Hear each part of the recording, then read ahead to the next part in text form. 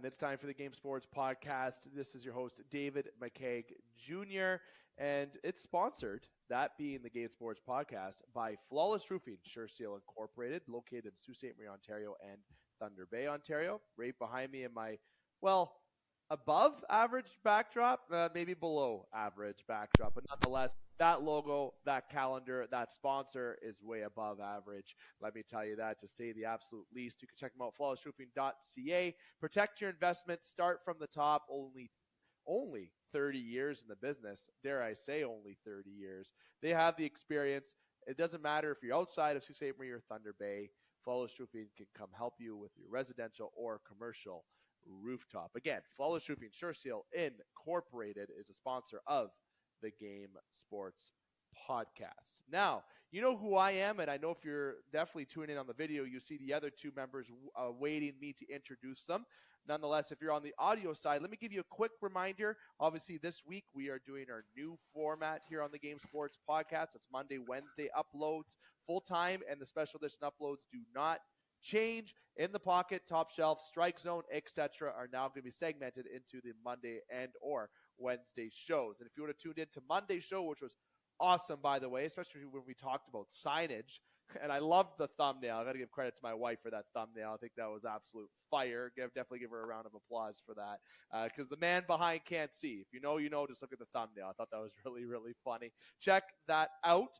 But as you see, as I said at the beginning, if you're on the video side or from the audio side, let me explain it to you.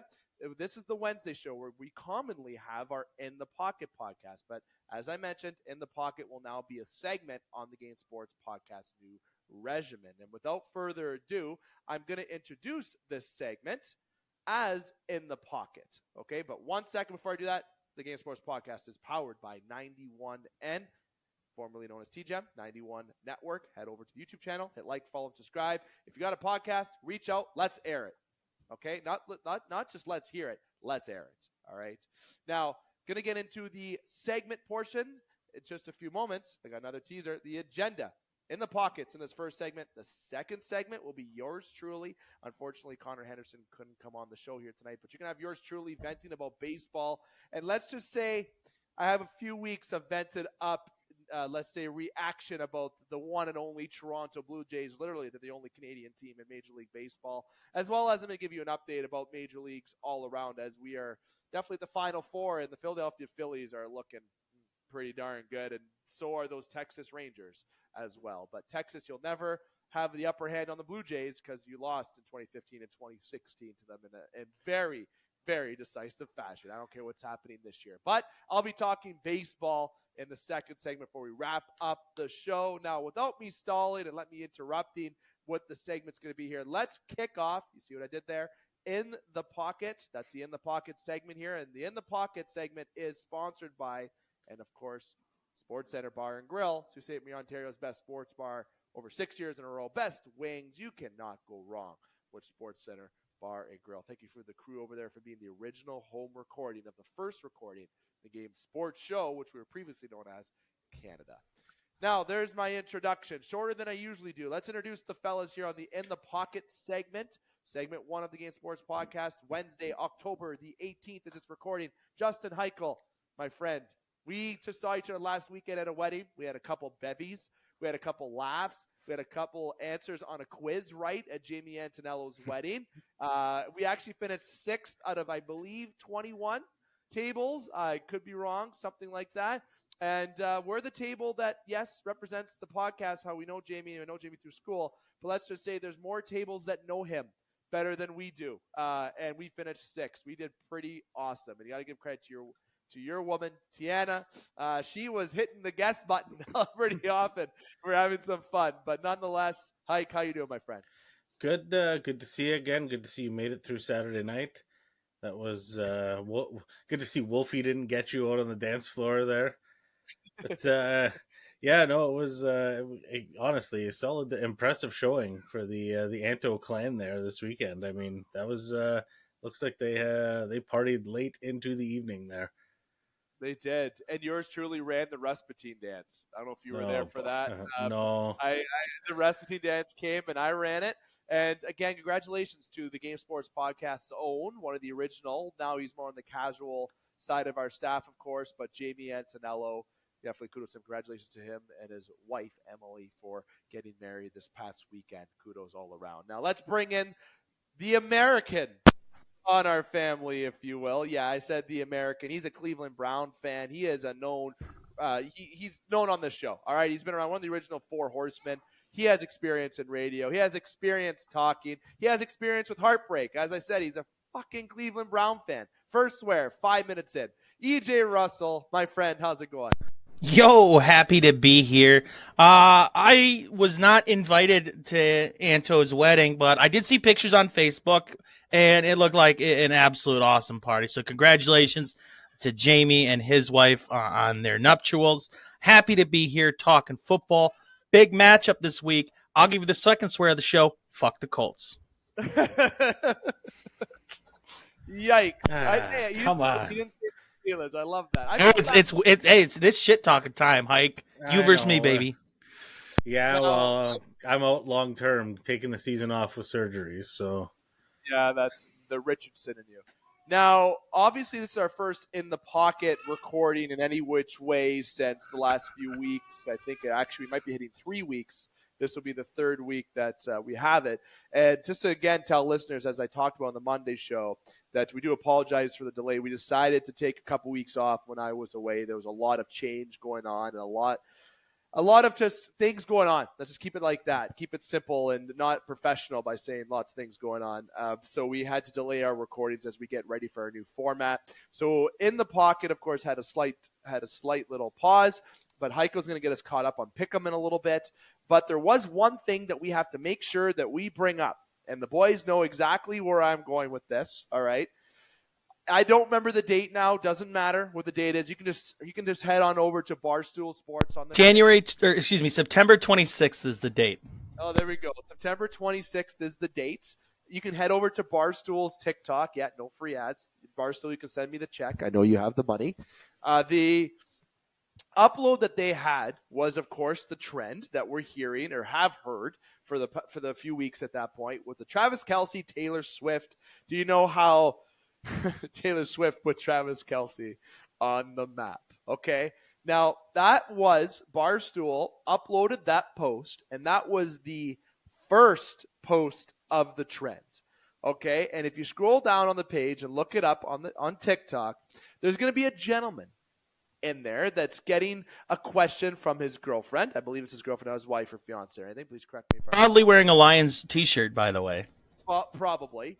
And he is. You can see it in the video. He was asked that, or told that how Travis Kelce was put on the map because of Taylor Swift and his reaction. And then that started the chain reaction around TikTok in the United States, North America, wherever, about how Travis Kelce was put on the map because of Taylor Swift. And a bunch of men in the world reacting very frustrated about that question. And it all started with the one and only Tyler Willett, who is on the Game Sports Podcast in the Pocket family and the Game Sports Podcast family. He was unable to attend today, unfortunately. It would have been nice to have his take on there. But nonetheless, there was the trend. And if I have the opportunity, I'm going to make sure that I try to upload it within this segment. Okay, so if you get the opportunity, if you don't get that opportunity, just hit us up or search over to the TikTok page. You can hit me up on Facebook. I got it saved. It's there, but he started the trend. And if you don't believe me, again, go to TikTok, or you can tell or talk to one of these two gentlemen. I'm going to give the floor to EJ. He started the trend about Taylor Swift putting Travis Kelce on the map. That was awesome, and he is a Game Sports Podcast representative, baby. What's funny about that is Tyler and I are both huge Stoolies. I mean, big time. If you go back and you listen to the old episodes of the Hot Seat podcast, we would always start the show with a shot of Pink Whitney. You know, that's the Spit and Chicklets vodka. Yeah. When I was at work and I'm scrolling through my phone and all of a sudden I see it and I'm like, wait a second. And I hear him. I go, no. And there he is wearing the Lions shirt. Tyler's right there. And just, did you hear Taylor Swift put Travis Kelce on the map? He goes, yeah, no. But I was like, no shit. I texted Tyler. I'm like, Tyler, you're on Barstool. He's like, what? I'm like, you're on Barstool's TikTok. They retweeted or reposted his girlfriend capturing the moment. I sent it to him, his dad, his brother. I sent it to my wife. It was super cool. But Tyler, I thought, handled himself about as good as you could. And it started it all, but it's hysterical. It's certainly worth the watch, especially if you know him. It's funny. His reaction was very Tyler. Don't you say, Hike? Yeah, no, that was like it's once EJ like pointed it out, it's you know the voice, like, you know, and it's and like the just like no, no, what are you? No. No, he did not. It's the absurdity in his. He's like, no, that's the most absurd thing I've ever heard. Like his brain was just processing the disgust, like just like the... That'd be like saying USAA put Gronk on the map. You know, Travis Kelce is one of the best tight ends to play football. Probably the best active one right now. I would say. Hands down. Hands down, exactly. Is he better than Gronk? I think you have to make the argument that he is, and based on two things. Number one, everyone in the world knows he's getting the ball for the Kansas City Chiefs. Like with Gronk and Brady and the Patriots, they were spreading it around. You had Wes Welker, you had Julian Edelman, you had Danny Amendola. They were moving the ball around. In Kansas City, you know Kelsey's getting at least 8 targets in a game. He's certainly getting looks in the end zone, and he still continues to produce at the level that he does and still has more gas left in the tank. At this exact moment, would I say he's the greatest tight end of all time? No. But will he be? My bets are on yes. Yeah, and honestly, Taylor Swift did not. Let me just recap. Taylor Swift did not put Travis Kelce on the map. Let me just flat out say he may have put him more exposed to the world than people that don't know football. But let me just say flat out, in the world of football, Travis Kelce is a very known player, just like his brother. Even before this trend, girls were buying Jason Kelce jerseys all the time. And if you listen, and again, I don't know about that. I don't know how many girls are buying jerseys from a center. So, no, look it up. It's on the New Heights podcast. Or Eagles jerseys. I saw that his jersey sales went up as a aftermath of the Swifties. Is it fair to say that Travis Kelce put football on the map to the Swifties? I think that's more fair to say. Nah. He brought, no. We didn't need the Swifties. Football didn't need the Swifties. It was fine without them. The videos I love now are like, I saw one of this little girl, maybe 3 years old. Oh, you got a little mute action. Yeah. Sorry. Sorry. It's this little girl. She's like maybe 3 years old, can barely talk, and it says Swifties watching the NFL right now. And the little girl's just like, I love football. The mom goes, well, who's playing? She goes, I don't know. We don't need the Swifties. The NFL's fine. And like I said, no free ads, but that podcast with Travis and Jason is very good. I'll give them credit. The New Heights podcast is fire. Couple of Cleveland boys, by the way. Yeah, there's Travis's story in college is wild. His brother saved his ass because he pissed hot on his drug test, and Jason Kelce went on a limb and said, "Hey, coach, you got to bring him back." Back then, Travis Kelce was still a quarterback. Yeah, geez. See, that's wild. Now, like I said, the whole point of this topic was to bring up how Tyler Willett started maybe his girlfriend, it's fair to say, started the trend with him about how apparently Taylor Swift put Travis Kelce on the map, and that reaction went viral. The internet broke. When this relationship came out, that trend came out, videos everywhere you go. It doesn't matter. And phones are catching algorithms and listen to your voice, and they're just popping up on your phone. We'll just say how it is. You usually mention Travis. Winning lottery numbers. Please give me those winning lottery numbers. But I got to give kudos to Tyler. He held himself good. But the Game Sports Podcast representative was a part of the trend that went viral. Yes, I did. And I commented on Barstool's point. In Italy, mind you, I commented to make sure it was known who that guy was affiliated with. And that guy is Tyler Willett. Thank you, Barstool, for letting me post something on your comments. You guys are great. Now, enough free ads I've given to talk about 2 podcasts. We got some football to talk about.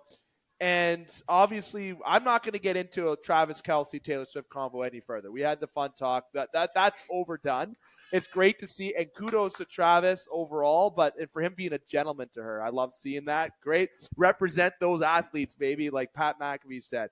Another great podcast. Jesus, it's firing off these great hosts right now. But we got football to talk about.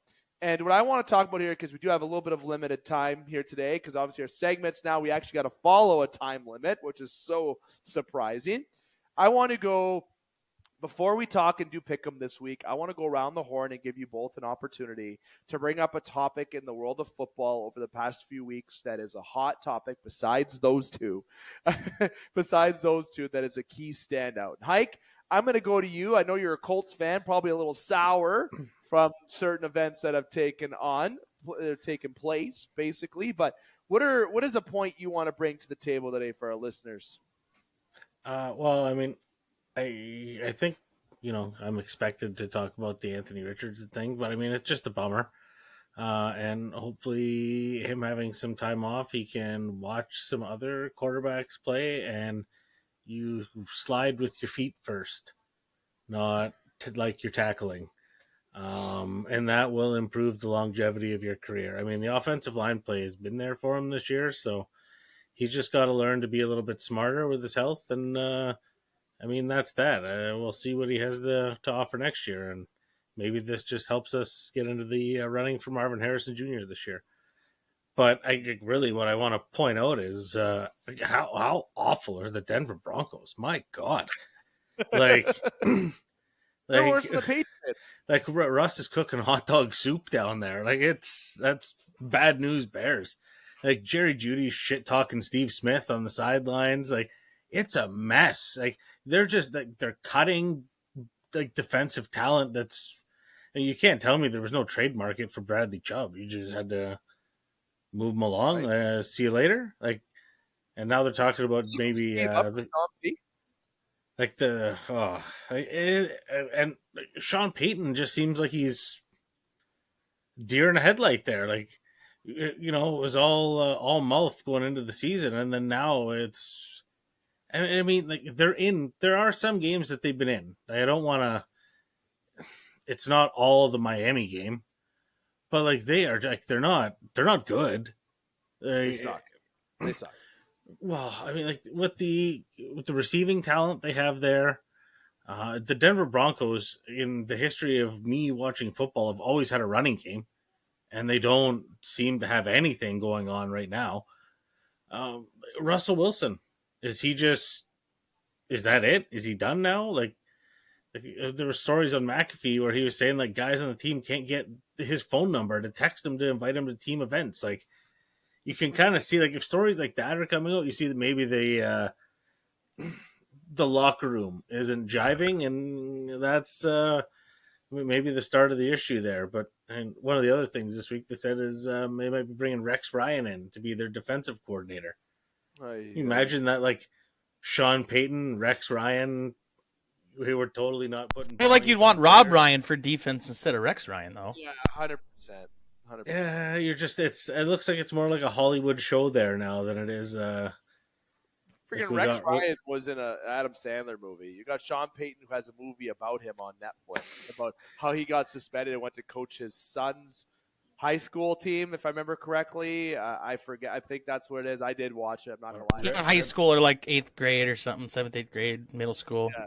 And then, get caught ripping bongs on Facebook Lives or whatever he was doing there. Then you have Russell Wilson, who was a multi-sport athlete with football and baseball. Obviously, he was drafted by the Texas Rangers. People don't know that. Now you do if you don't.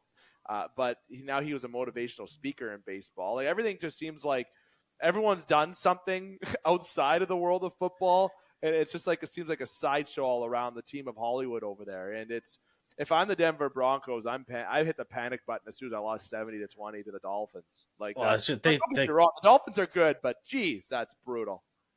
Like I think like what the Broncos have, they have so much money tied up and with what's going on there. I mean, I think they have the richest owners in sports right now. Is John Elway the problem? Is he Is he still the GM though, or is he just in an advisory role? He is, right? Whatever role he's in, he has a lot of pull. He's got to get the hell out. I'm sorry. I think they got to get rid of him. I think that's the Yeah, point. I'd agree with that. It's hard, right? Because you have someone who's a legend in the organization, but it doesn't matter. If your team is dog shit, get rid of them, okay? It doesn't matter. The Denver Broncos have a Russell Wilson who I think is overpaid, and ever since he's won the Super Bowl with the Seattle Seahawks, and a very good team, but let's be real, despite how good he was, that defense was the Legion of Boom, I believe they were called. Legion of Boom. Legion of Boom. Oh, and Marshawn. I mean, Marshawn helps you.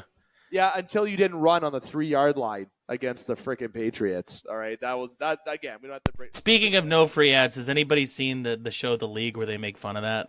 Oh yeah, it's fantastic. Just give it to me. I'll just run it right over there. Yeah, like you have Marshawn Lynch running that football, but it doesn't matter. We had that reaction on it in the pocket in season 1, whatever that was, whatever season 2, season 3 of that. But the Russell Wilson show's got to go, and no one's taking that contract. No one's taking him because he's a problem. John Elway is a problem. Girardi or whatever, he's a problem. What are you doing? Yelling at Stephen A. Smith. I don't care how annoying Stephen A. Steve Smith, not Stephen A. Smith. Steve Smith. Oh, sorry, what did I say? Stephen A. Smith. Steve Smith. I don't care if someone is annoying. Dave. Yeah, Stephen A. Smith. That's a whole different ballgame, a whole different announcer. He pisses off Cowboys fans. Different Stephen A. He does. But Steve Smith, doesn't matter if he's annoying on the sidelines, not annoying. Shut up. Worry about your dog shit on the field and trying to be a good football player, because no one on Denver should be impressed by the way they're playing. I don't care how close they made it against the Chiefs. Oh, we were almost there. You know, we were close. Doesn't matter how close. Horseshoes and hand grenades. Yeah, you lost. It doesn't matter. You lost. We're like, oh, well, we were there. You can use that reference for basketball, baseball, hockey. It doesn't matter what sport you reference it. If you're almost there to win, it doesn't matter. You lost. Let me put it on the video for you. A loser. You lost. You didn't get the W. So the Colts beat the Chiefs in the regular season last year, and the Colts then by default won the Super Bowl because they beat the Chiefs. They got the win, though. They won that week. The Lions, week 1. They're for real. Speaking of the Lions, that team is for real. We've said that from the start this year anyways, that team is for real. The only team that I have asterisks about, for some reason, I don't know why, and I think it's crazy, the 49ers. They're really good.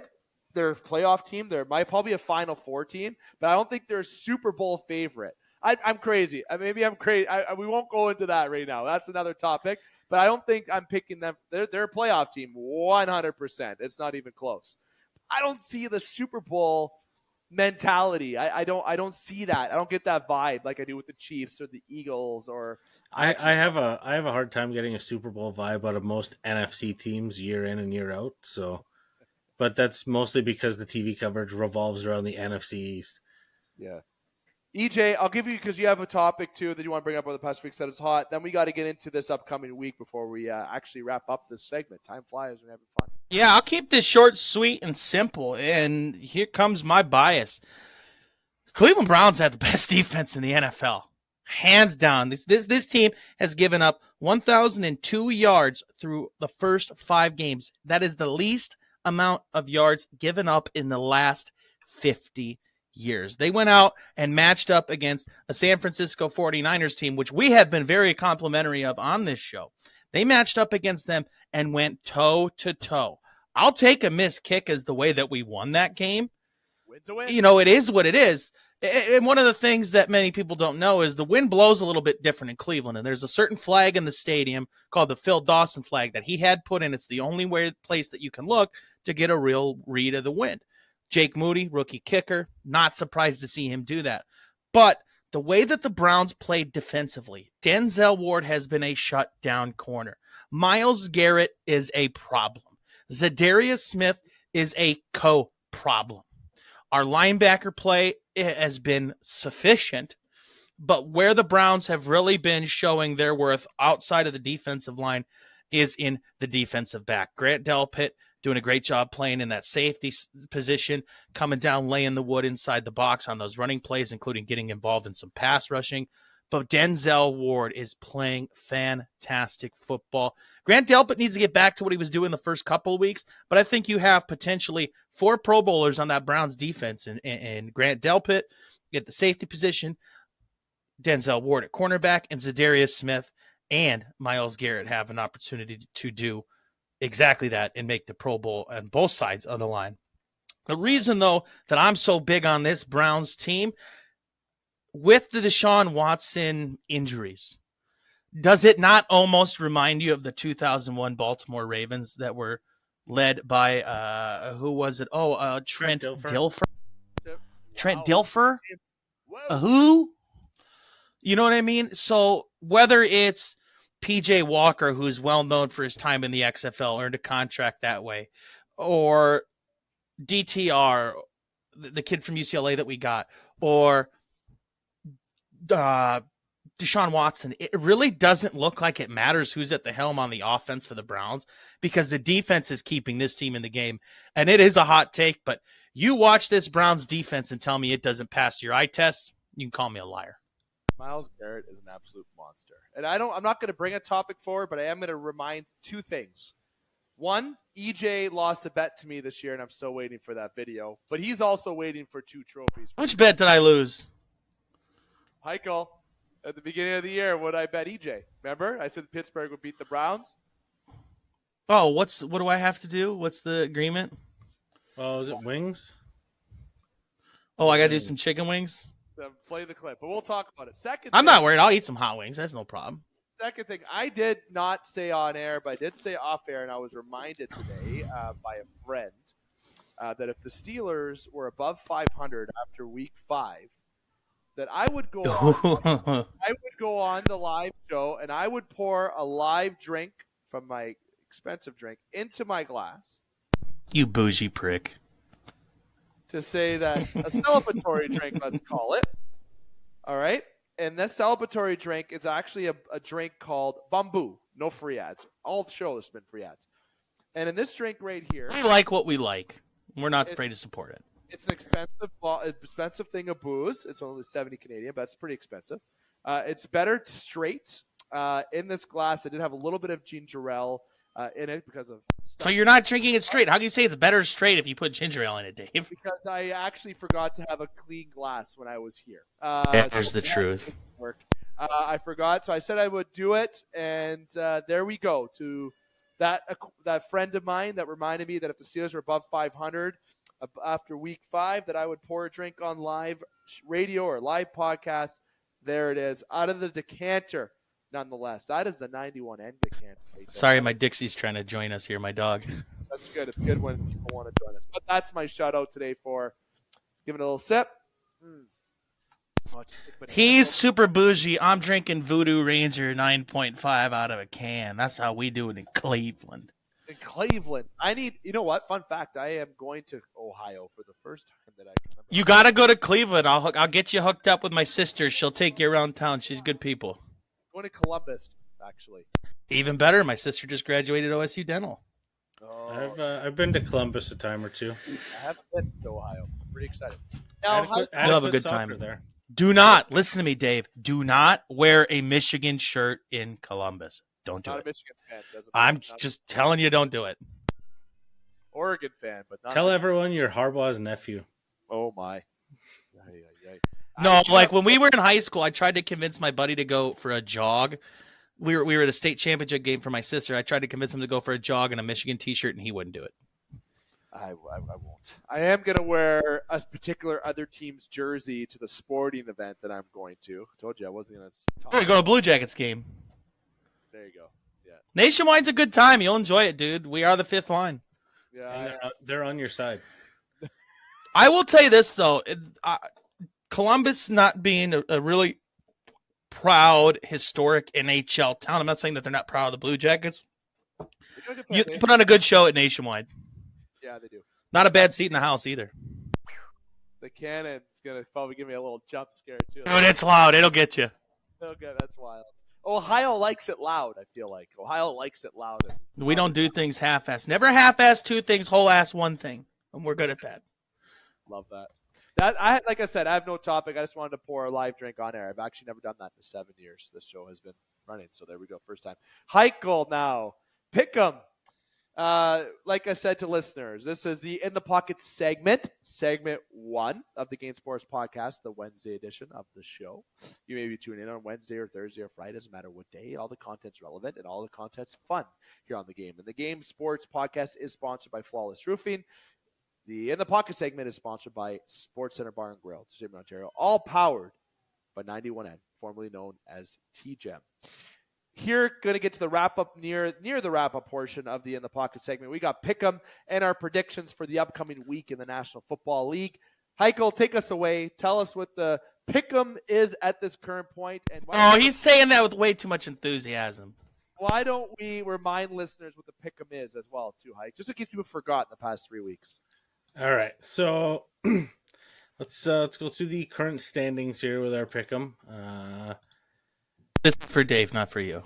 Yeah, Dave, Steelers Nation in first with 62 points and a tiebreaker. My Chubb is Miles Long in second with 62 points. That's a great name. And not a tiebreaker. And then I'm taking up the rear with 60 points. You can't say my Chubb is Miles Long and then say you're taking it up the rear. Well, yeah. It happened. It happened. And that is stayed in this episode. That's fine. And that's why he has a Legos X-Wing behind him. Yeah. I love that. No, you have the best background on any of us. By far. You could probably sell that X-Wing and make some money, but hell no, don't sell that thing. No. That's Sydney's college fund back there. So, did you glue that thing together? No, that's sacrilegious. We got it. Yeah, no, it's not. If you build it still, it's fine with me. You don't glue Legos together. That's Lego people will hunt you down.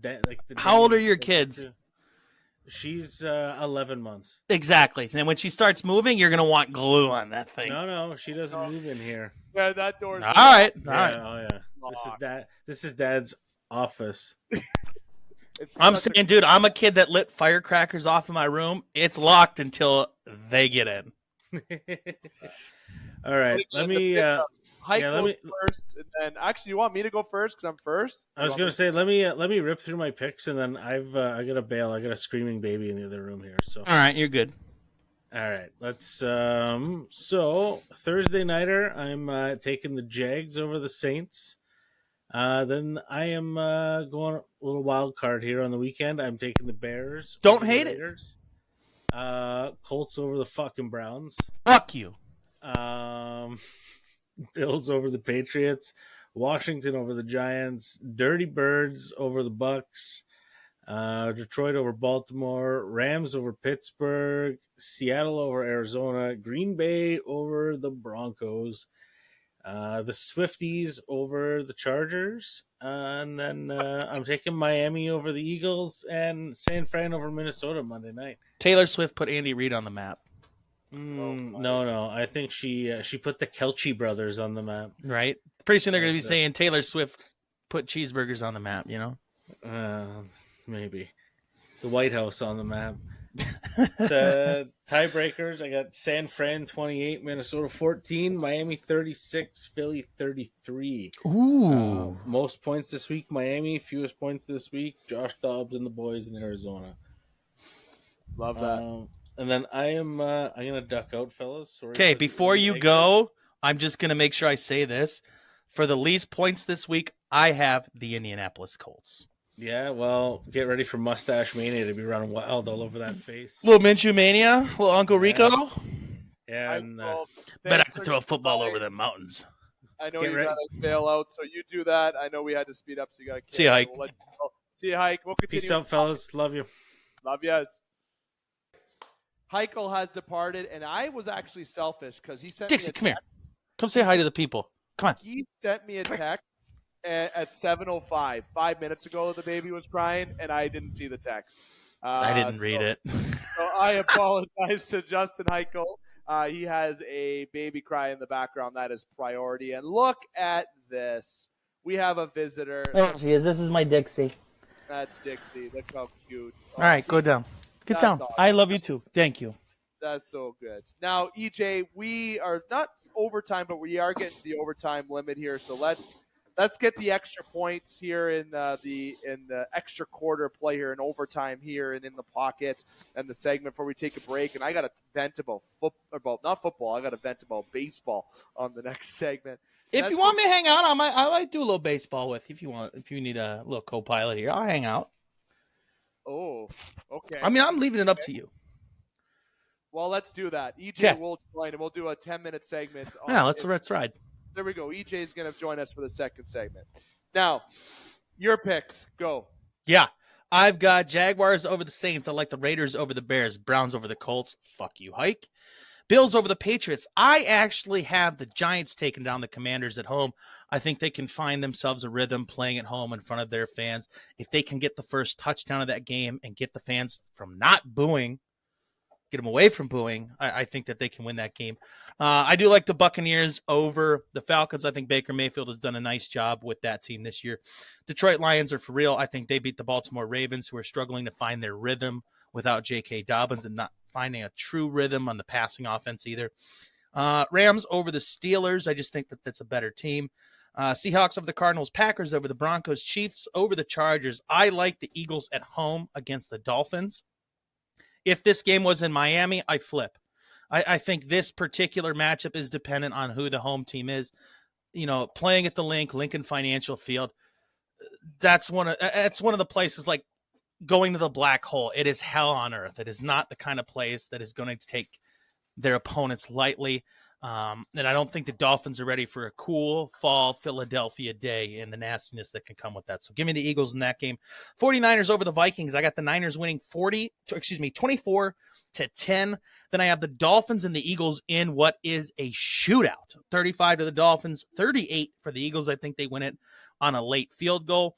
Most points this week, I'm going to say the Detroit Lions. They haven't given me a reason to not believe in what they got going on. Least amount of points this week, like I said earlier, Indianapolis Colts, just because I believe that the Browns defense is for real.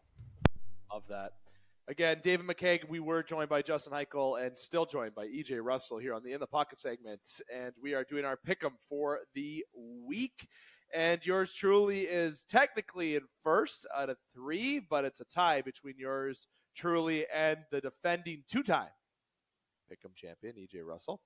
Yours truly's picks: Jags over Saints, Raiders over the Bears. To be honest, I almost picked the Bears over the Raiders. That was almost going to be my upset this week, but I didn't do it. Browns over the Colts. Sorry, Hike. Bills over the Patriots. Commanders over the Giants. Falcons over the Buccaneers. Calling it. Kyle Pitts, the guy is going to get 2 touchdowns this week. On the road, though? On the road, picking the Falcons. You think Desmond Ridder is going to figure it out all of a sudden? Just one random week. Okay. Is all I mean, it's the NFL. Anything can happen any given Sunday. Kyle Pitts, 2 touchdowns this week. Detroit Lions over the Ravens, because you know why? The Lions, the roar is here, baby. Give me a score on that game. Want me to give you I have it like 35 or 32 to like 24. Shootout, 34-24. That's my score this week. Okay. 34-24. We're going to learn a lot about the Lions defense in that game. Steelers over the Rams, not because of bias, seriously, because this year I've actually picked the Steelers to lose every game except one. And the game that I picked them to win, I won the bet against EJ. So I am picking the Steelers this week because I just got a gut. This is truly only a gut. Yeah, you got to do that to win these things, bud. Only gut. I do think the Rams got a better team. I do think they're at home. They're probably going to win. If I'm betting money, I would probably persuade to the Rams. But my gut is saying the Steelers. I don't know if that's heart, head, bias, whatever it is. Steelers. Seahawks over. I think you're thinking with the wrong head there, buddy. Yikes. Seahawks over Cardinals. Packers over the absolutely disgusting, gross, not in a good way, Broncos. Travis Swift over the Chargers this week. I don't know. I was going to try to come up with something more creative. Couldn't. Dolphins will lose. Call them the Kelsey City Swifties, because then you still get KC. Kelsey City Swifties. Kelsey City Swifties. I can't say that fast or I'll mess up. Eagles over the Dolphins. Actually, I was hoping you were going to pick the other way because of our standings, but I'm the same reason you are, the home field advantage. 49ers over the Vikings. More different score than you have, 34-17. Niners over the Vikings this week.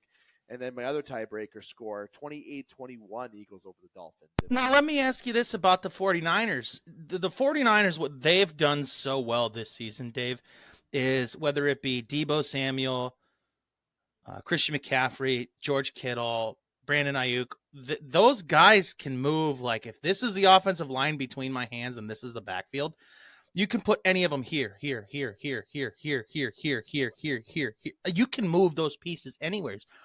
I'm going to ask you this. Do you think that the Browns offered up a blueprint for how to handle the 49ers this year? They played them very tough defensively.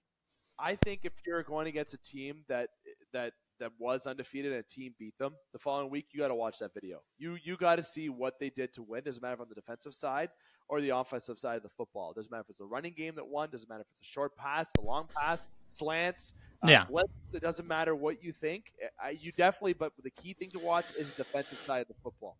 Well, so and I think the Browns did exploit them in a way, and I think home field advantage really helped the Browns. You talked about the win. Absolutely. That helps. In the world of sports, that helps. Doesn't matter what sport. I truly think there's only one sport that home ice doesn't really matter as much, and people may call me crazy, and I think it is hockey. I really think I know some people think that's nuts, but I'll explain that on maybe a hockey segment. We're talking football. I'll even give you this. Home field definitely matters way more in soccer. What if you're in Buffalo in the fucking snow? Like, you got a snowstorm, okay, and you got Brock Purdy who's like, man, I play in 79-degree Fahrenheit. Well, let me say this real quick. Excuse me. One of the things that the Browns did have going for them in that game, because Brock Purdy was 10-0 in his professional career as a starter, to have that kind of continued success in the NFL is very, very difficult to do. I actually said to my friends that I was watching the game with before the game, I said, I don't think the Browns are going to win. I said, I think I'm leaving by halftime. But this is a kind of game that a team like these Browns can win. We have a great defense. And all we have to do is just enough on a week where maybe Brock Purdy doesn't give you his best, and maybe the defense plays well, and maybe the crowd plays a little bit of a factor, and maybe the fact that we're playing in Cleveland makes a little bit of a factor. It was definitely a game that was keyed up for the 49ers to lose. So I don't want to take anything away from the way that they've played. But the Cleveland Browns did offer a blueprint on how to shut those guys down. Kittle, very, very quiet in that game. Very quiet. Most points this week, the Bills. Listen, on this podcast, I have been nothing but love for the Bills the last 3 years. You might as well have a Buffalo jersey. They have disappointed.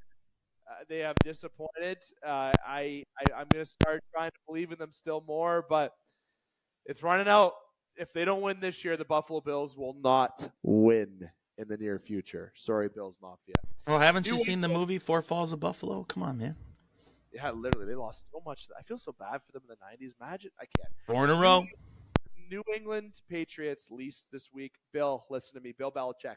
I know you're not going to listen to this podcast. Maybe someone will snip this. Maybe somebody will quote this. But Bill, leave. Get out of New England. You are literally, let me grab the camera. Let me get close. Bill, you are the best coach in NFL history. I don't care what anybody says. I know it's Lombardi. There's other, like Mike Tomlin, my own Steelers, love Tomlin. A lot of good coaches. If Tomlin coaches as long as Belichick, he'll make a run at it. But Belichick, yeah. But Belichick, listen, you are a legend. You're not tarnishing it by any which way, let me tell you. But leave. Get out while you're on top. Don't ruin that record. Get out, retire, go to management next year or the year after to try to improve this mess in New England. Or don't, because I'm not a fan of New England. He ain't going to go to management. He's going to be done. He's a coach or not. Quit. Leave. This team is garbage. Quit. You are not garbage. You're the only. Yeah, but here's Dave. When you look at Belichick, though, he's not going to leave that job and give it to some shithead. He's going to make sure that, because that's not the way he does things. That's just not his MO. He was a Cleveland Browns coach back in the. He was the Browns head coach. Saban was his defensive coordinator. Jim Schwartz was on that staff. Eric Mangini was on that staff. Multiple GMs, including the Falcons and Chiefs GMs, were on that staff. Dude, half of the NFL right now was under Belichick and the Browns. It was unbelievable. Was it the 90s? 92 to 95. Yes. But that's been in the pocket this week. Leave your comments below on what you think. And that's not a thumbs down. That's a below. Right here in this area, there's a comment section right here. You can't see my thumb. Comment. Who you think's going to win this week? Colts or Browns? Colts or Browns, sure. Heads up matchup. Hike and me. The like is right here. The dislike is right here. Don't do that. The subscribe is underneath. I'm doing a little whirlwind for you. Underneath there. Hit that. Looks dirty. Very dirty. Hit you that. Just went like... No. One random question before we wrap up. Chicken wings.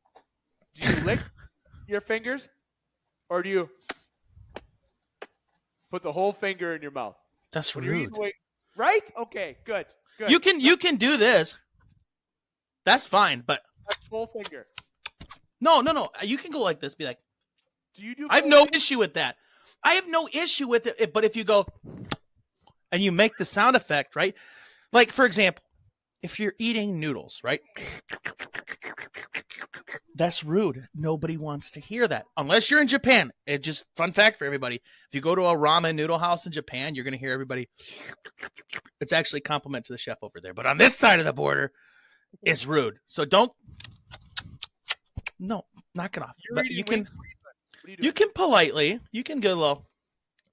It's fine. Love that. I want to savor the flavor, baby. Let's ask Hike that next week if I can remember. This has been In the Pocket segment 1 of the Game Sports Podcast on Wednesday. We got limited time. We got about 5 to 10 minutes on the next side where EJ is actually going to join me sporadically to talk a little bit of baseball. We're going to take a quick breath, quick sip over here. If you enjoyed it, great. If you liked it even more, like, follow, and subscribe. But again, this has been segment 1 of the Game Sports Podcast. Quick breather. We got segment 2 coming in just a few moments. And guests throughout the rest of 2023, commercial-free uploads. All right, no ad reads or nothing until 2024. Yes, you're welcome. Nice. Early Christmas gifts. So you know what? You're going to hear it right away. But let's take a breath, and we're going to get back with segment 2 on the Game Sports Podcast.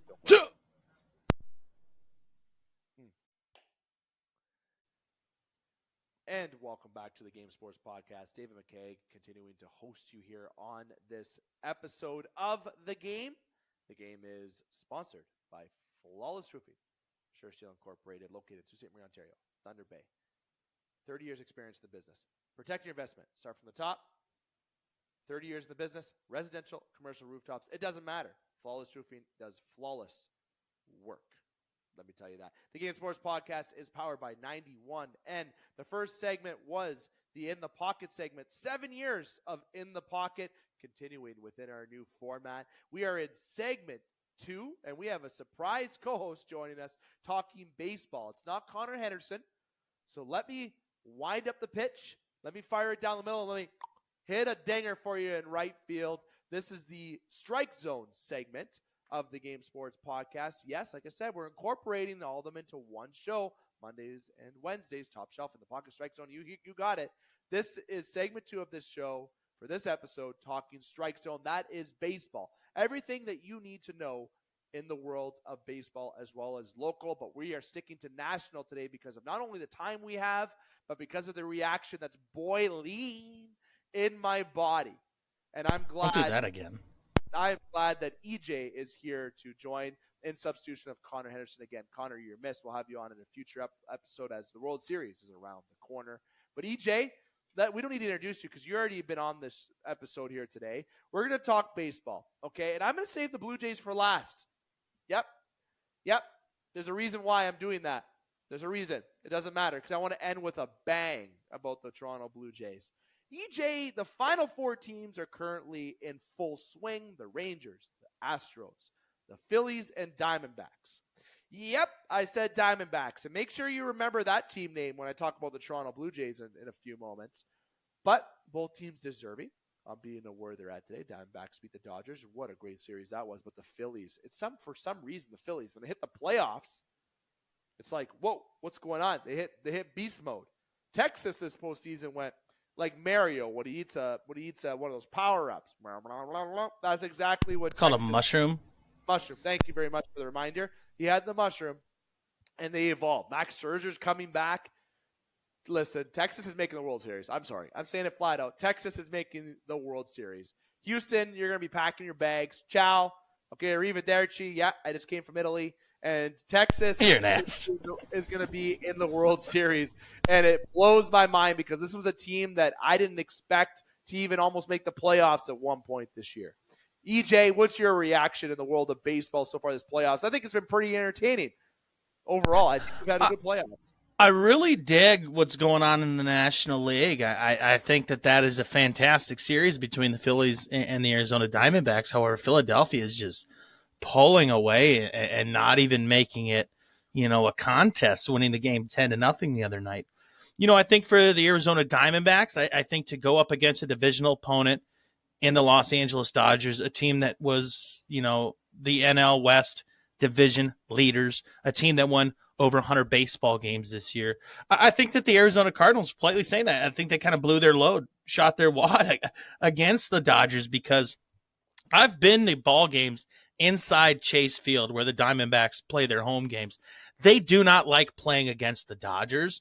And oftentimes, because of the large Mexican population there, the stadium's about half Dodgers fans. So for Arizona to get that victory against the Los Angeles Angels in the divisional round, that was a huge moral victory for a team that many people might have thought was going to finish at the bottom of the NL West this year.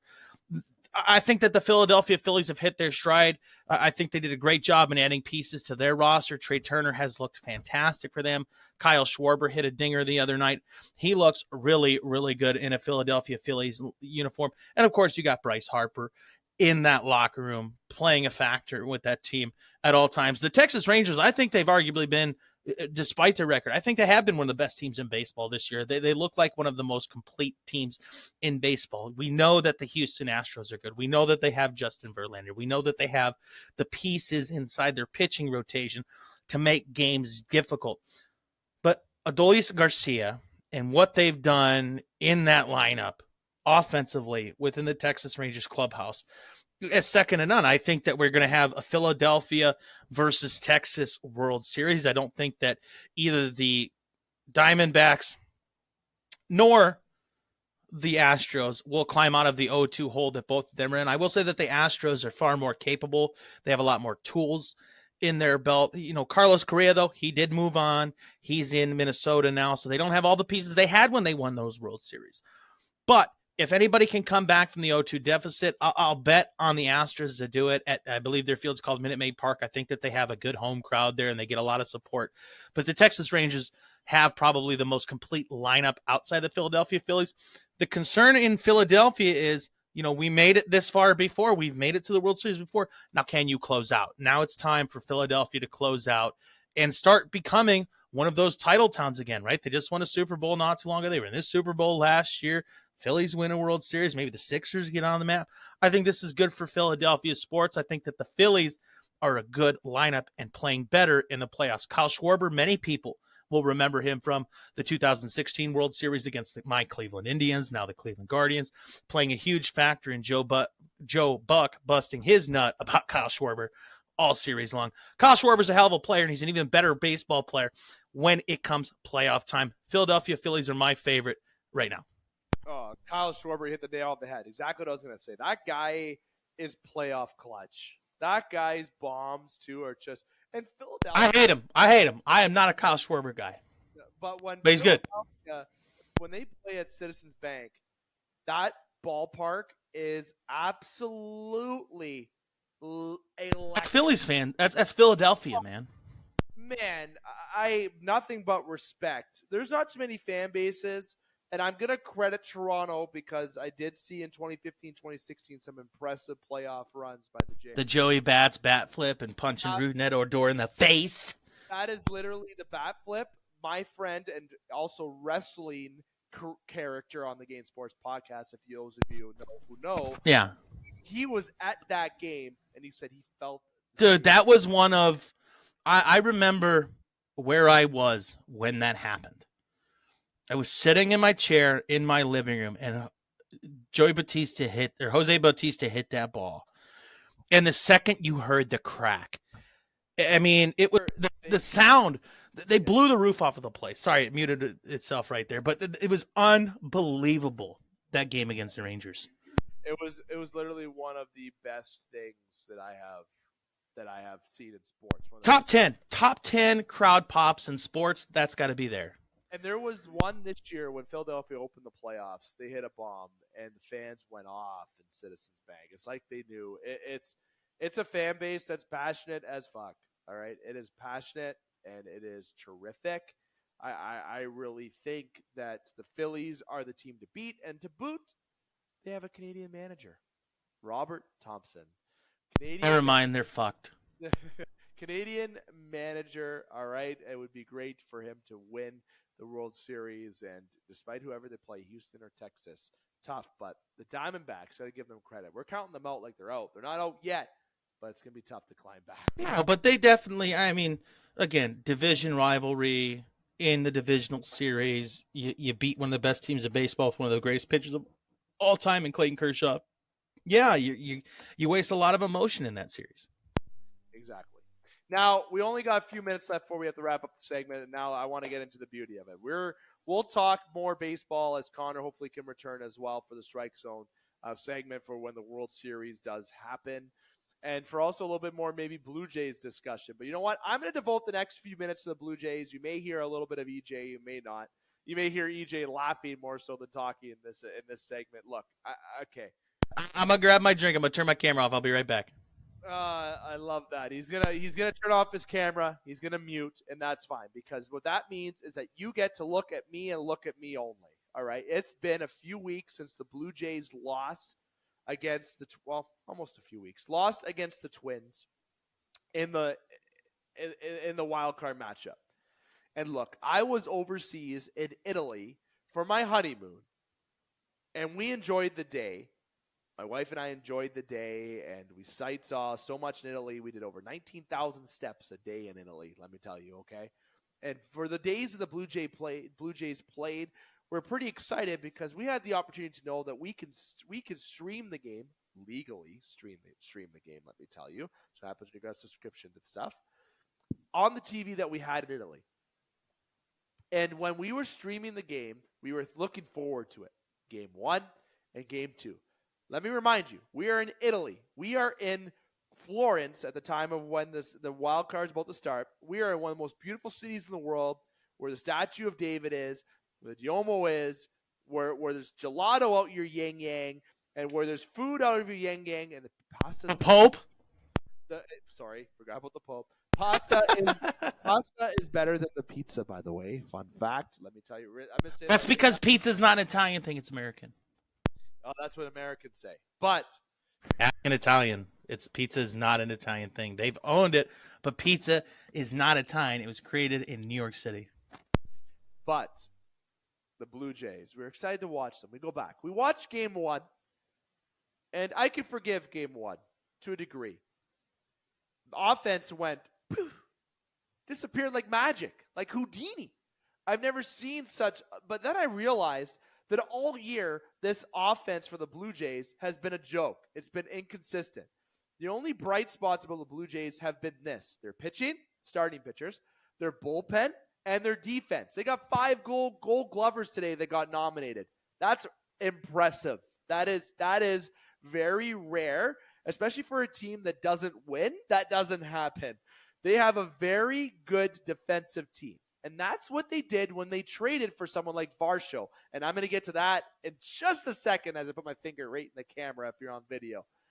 The Toronto Blue Jays make the wild card on a division that they should have won. Doesn't matter how good the Orioles are. Doesn't matter how good the Rays are. Cut that out. They should not have won that division this year. The Orioles are a good team, but they're not ready yet. They're so young, but they're going to be great. The Orioles will win multiple World Series. Let me tell you right now, they're very impressive. The Blue Jays were favorites to win that division this year, and they should have won it. Doesn't matter. They didn't win it. They made the wild card, and they made the wild card in the position that everyone wanted. Yes, we don't have to play Tampa. We don't have to play Baltimore in the second round. We get awful Minnesota. Then we get maybe Houston. What? Did you forget that that Minnesota has one of the two best starting pitchers with Sonny Gray? You got Lopez there. Their bullpen, Good defense. Their defense is good. Their closer, Duran, is one of the best closers in the game, if not the best, next to Edwin Diaz. His walkout is church bells with a random remix that he made. That's how good that he is at it. That's how good of a closer he is. Let me rewind. Minnesota, that fan base is starving. They won in 92-93. Well, they won one World Series, not 92-93, because that's when the Jays won. Whoa. 91 is when I want Kirby Puckett back. They won the World Series, and they haven't won since then, not even close, okay? Minnesota fan base is starving. And that fan base, when they were up in the first game, like, yep, we're going to lose, and we sure did. But it's not the first game that upset me. It's the second game. Despite all the lackluster bullshit, inconsistent hitting this year, unless your name's Bo Bichette, love you. You're a beautiful looking man, and you're also a very good baseball player. Vladimir Guerrero Jr. all year that wasn't Vlad. George Springer swinging and missing. Dalton Varsho. Oh, buddy. You got an offseason to really train and find out your game, because whatever you left in Arizona was left in Arizona. And Lourdes Gurriel and Gabriel Moreno picked it up for you in Arizona, and that's why they're at where they're at. The second game, Vladimir Guerrero Jr. telling Bo to calm down when he's on second base. Calm down. All right, we got guy on third, guy on second. Buddy's telling him to calm down, where Buddy forgets where third base or second base is and gets picked off by Correa and Gray, and he's looking at the bench after going, oh, I was safe. You were so out. There was nothing more out than that. I don't know why you waste a challenge. You were so out. Maybe we rewind a little bit. Jose Barrios is throwing a gem of a game. And John Schneider going to his analytics department, the last line of defense to maybe protect his players, says, you know what? I'm going to listen to the analytics because you know what? I am a very good manager. Goes out and pulls Barrios. Kikuchi goes in. Very good season by Kikuchi, but he needs to start the game. Not come out of there. He's a starting pitcher. It's a different regimen. What happens? Couple runs. The first game, Royce Lewis literally looks like a Rolls Royce. Hits dingers and now knocks us out the first game. Second game, it's stupid managerial decisions. We left 8. I say we. I can't say that. I'm a host at this point here. The Blue Jays left. Nah, just go passionate. Say we. Just let it fly. The 18 runners on base. The entire series. One run. Well, there's a significant difference between managing in the regular season and managing in the playoffs. You can use the analytics all you want, right? Let me give you a perfect reference here. Reference the 1997 World Series. Cleveland Indians against the Florida Marlins at the time. They left Jose Mesa on the mound instead of bringing in Dennis Martinez, which is what the analytics said. Leave him in. He's fine. Dennis Martinez not good against these pitchers. And they did that, and then what happened? The Indians end up losing that game in extra innings. Sometimes the analytics don't tell you playoff baseball. Okay, what's his name? He used to play for the Chicago Blackhawks. I'll bring the first hockey reference here. I'll bust that bubble. Who was the guy? Brian Bickle for the Chicago Blackhawks. Dog shit in the regular season. But when it came playoff time, that dude stepped up. There's something different in the playoffs than in the regular season. There is. And the Toronto Blue Jays, Vladimir Guerrero getting picked off. Unacceptable. Unacceptable. I don't care what that is. That is a joke. That is an experience. And a team that had experience. It's a lack of focus. I won't say lack of experience. It's a lack of focus. George Springer and Brendan Belt. If I'm them, I'm grabbing Guerrero by the jersey. And what the fuck is going through your mind? You have no idea what's going on out there. Wake up. You are the heartbeat of this team. John Schneider pulling Barrios is another story that I could vent for days. Barrios should have stayed in that game. He's a former Twin. We traded one of our top prospects for him. He's playing in Minnesota where we traded for him from, and he's absolutely dishing. 6 strikeouts. What are you doing? Oh, I got to go to the analytics. He walked Royce Lewis. Let me rewind. Who won game one? Who? Royce Lewis got all the runs for the Twins in that first game. Yes, he walked the hottest hitter in the Twins lineup. I wouldn't have even pitched to him. I would have walked him because Barrios was dealing that whole game. I would have said, get to first. I don't care.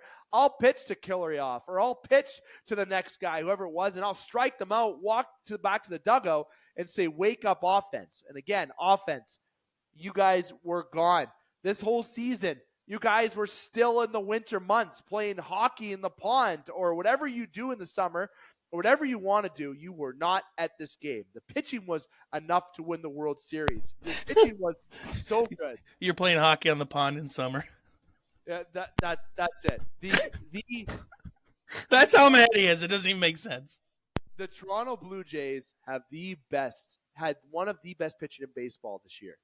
They had enough pitching talent and statistics to win. With that pitching staff, you should win. That defense and that pitching, you win. As long as you can capitalize on your opportunities, which the Blue Jays could not do.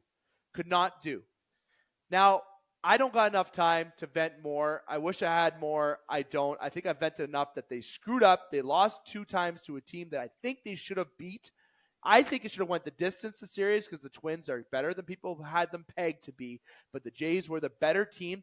And the AL East, 0-7 this playoffs. The best division in baseball, lost every game because playoff baseball is different.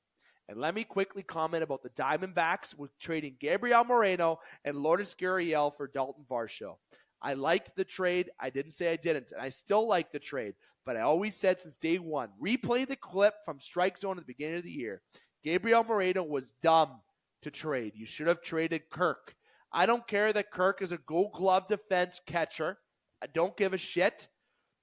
Gabriel Moreno is the better catcher and going to be all around. And the Diamondbacks would have taken Kirk last year because Kirk had a hell of a season. Gurriel is hitting bombs. Moreno's hitting bombs. And look where the Diamondbacks are. That trade right now is won by the Diamondbacks. I'm telling you right now. The other thing, Matt Chapman. He ain't coming back, people. He ain't coming back. Him and John Schneider don't click. Atkins is coming back and Schneider is coming back. Big mistakes. 8 years Atkins has been here and he hasn't won a playoff series. Schneider, I can't forgive either because we did with Barrios. Gabe Kepler is available as a manager. That's the guy you get. You get an experienced guy in the office. Bring in some experienced talent that are going to capitalize when runners are in scoring position. This pitching rotation doesn't need a change. You might have to make a couple moves to bring in some guys to make. I don't know what they're going to do this offseason. But I'll save my predictions for later in another Strike Zone segment before the season wraps up. But everything about the Blue Jays playoffs was a joke. It was awful to watch those 2 games. And I wasted time in Italy to watch that joke. And everyone that watched it here in Canada, they should be mad and infuriated because of the decisions made by management and the performance by a lot of those ball players in that clubhouse. There were some players that came out to pitch. Barrios, you're the man. You deserve every little. I take back all the negative I said last year. You nailed it. That's enough about the Blue Jays. They one more year is the window before some arbitration contracts run out. Guerrero, Bichette. You need to focus on trying to win next year or else you're going to have a problem because players are going to walk even more. Blue Jays failed. They didn't succeed. Fans have every right to be mad. That's my vent. 3 weeks too late. Doesn't matter. It's going to be an interesting offseason. Are they going to do something? Are they not? Look, it's Shapiro and Atkins. Have they made a lot of blockbusters? They made some trades. But you can guarantee my word right now, despite whatever I say, you will see the same team, if not close to the same team back next year. I'm going to say it right now. Blue Jays should have been there. They're not. The Final Four is what it is. And the Phillies is my prediction to win the World Series. I got a quick little thing to jump in here on. You went on your Blue Jays rant. After the regular season, Terry Francona announced that he will be retiring as a manager from professional baseball. He finished his career with a managerial record of 1,950 wins, 1,672 losses for a career winning percentage of .538, which is fantastic. in Major League Baseball. As a player, he played for the Expos, Cubs, Reds, Indians, and Brewers. As a manager, he managed the Phillies from 97 to 2000, the Red Sox, which he's most famous for, 2004 to 2011, where he won multiple World Series titles, including breaking their 86-year drought, and then was the manager of the Cleveland Indians and Cleveland Guardians for the last 10 years. Just congratulations to Terry Francona on what is an iconic career. I believe it is very fitting that he was able to retire in a Cleveland uniform. He played for the Indians. His father played and managed the Indians. It's a hometown name. Congratulations to him again. Breaking the Red Sox curse was something we all watched happen in 2004. But congratulations to Terry Francona on an incredible career. It seems like he's walking away for health reasons. He wants to make sure that he is healthy. But myself as a Cleveland fan, thank you, Tito, for everything you did for our organization. Thank you for what you did for baseball, including what you did for the Boston Red Sox. He's going to be somebody that is certainly missed. I mean, he was a coach for the Detroit Tigers in 1996. I mean, this is a guy that has seen it all. He's been part of the Athletics, the Rangers, the Tigers, the Guardians, the Red Sox, the Phillies, the Brewers, the Reds, the Cubs, the Expos. I mean, this is a guy that has been around baseball, and the game will certainly miss him. Congratulations to Terry Francona, an incredible career, and good luck in your retirement. Well said, EJ. That is literally one of, if not the best managers in all of baseball in history. Is he a Hall of Famer? I think he is. But then, okay, so then here's the tough question, okay, because I'm looking at this. He coached the Phillies for 3 years, the Red Sox for 7, and the Guardians for 10. Who do you induct him into the Hall of Fame as? I think he's got to go as a Red Sox manager. Red Sox. Or Cleveland. Red Sox or Cleveland. I think you put him in as both, Red Sox and Cleveland. I think he goes with two teams. If he can go with two teams, give him both. Otherwise, I think you put the Red Sox cap on him for the World Series rings. Yes, 100%. That's my answer. Taking quote. Which will piss me off because he played for my team or managed my team longer, but that's fine. He also never played for the Red Sox. Played for Cleveland. My team meaning Cleveland. Cleveland, boy, right there. Toronto. Oh, if anyone watching this doesn't know who my team is, it makes sense. Come on now. All Cleveland right, all that the way. has been Strike Zone, the Strike Zone segment. That is segment 2 of this episode. So segment 1, we had In the Pocket as that segment, Strike Zone as this segment for segment 2. Double duty today. Overall, it's been the Game Sports Podcast, and we're excited about our new format, 2 uploads a week, with also 2 other shows full-time and the special edition uploads that will be included in the weekly uploads, if not bi-weekly. Very excited, as well as the 91N announcement coming this week, finally. It's been a month overdue, as well as the announcement that I made in 91N. And let me give you a teaser. If you made it to this point in the podcast, which would be almost an hour in. If you've made it to this point, we're really sorry. The expansion business. I got asked, actually. Somebody actually texted me because they listened to the episode that was uploaded yesterday from Monday. What is the expansion business that 91N's doing? Fine. I'll tell you. David McCaig is opening and starting and expanding the business to be the first MC to be able to be hired in Sault Ste. Marie, Ontario for your event. Wedding, stag and doe, special event, whatever it may be, MC services by 91N will be offered to the Sault Ste. Marie, Ontario. Oh, I'm so mad I live all the way over here now. I could do that. See, the only one in the community that does MC. Do you need a virtual MC? We could. I'm just kidding. Good question. That's the spoiler that I will give you. It's been the Game Sports Podcast. EJ, thank you for joining me here today and joining me on Strike Zone. Yes. For the Strike Zone segment, I should say. Let me get used to saying that. Strike Absolutely. Zone segment, but overall joining us on this episode. Thank you for including me on this segment. Not normally my area of expertise, but anybody that's heard, some of our older shows, Dave knows. Doesn't matter what you bring up, you better come correct. We got the knowledge on this program. Well, we all got the knowledge, and there's a family of 12 of us. That tells a lot. We've been dedicated, and we're happy that we are going to be continuing to bring you great content as we finally are able to expand our business and grow the business and fully market it. It's something that the game hasn't done a lot of in our 6 years, is the marketing initiatives. And this year in 2024, it's going to be a big blitz for us with all the marketing. So we're excited to bring all that to you because we are passionate about what we do. And guess what? We don't follow a script. EJ will second me right now. We don't follow a script. We know what we're talking about. Fuck it. Because we know that whatever we talk about is going to be good. Fuck it. We do it live. We'll do it live. Fuck it. Love it. That felt like a Wolf of Wall Street scheme right there. I love it. EJ, thanks again. That's the old Bill O'Reilly thing. You've seen it on YouTube. Bill O'Reilly was trying to cut a promo. Just fuck it. I'll read it. You write it. I'll read it. We'll do it live. Fuck. I like that. Look it up. That's only the 10th swear of this episode, but people are having fun. We've had, again, this has been the Game Sports Podcast. We had the In the Pocket segment, keyword, first, and then obviously we went into talk baseball with our Strike Zone segment. So football and baseball was talked about in this episode. Thank you, Heichel. It's been David McKeag Jr. hosting you this episode and producing, as well as we were joined by co-host EJ Russell and Justin Heichel. Thank you very much for joining us as well if you were a listener or a viewer, either way. And again, the Game Sports Podcast is brought to you by Flawless Roofing, Sure Steel Incorporated, over 30 years in the business. The In the Pocket segment was sponsored by Sportscenter Bar and Grill, Sault-Ste. Ontario's best sports bar. And the Strike Zone segment, which I forgot to mention, was sponsored by our main sponsor of the Game Sports Podcast, Flawless Roofing. And again, powered by 91N, 91 Network, formerly known as TGEM. And stay tuned for more uploads of the game and the game family this week or going into next week. If you don't see a full-time or a special edition upload for the remainder of this week, make sure you check out Monday's edition along with this one. But we will talk to you on Monday. Great Monday show, by the way.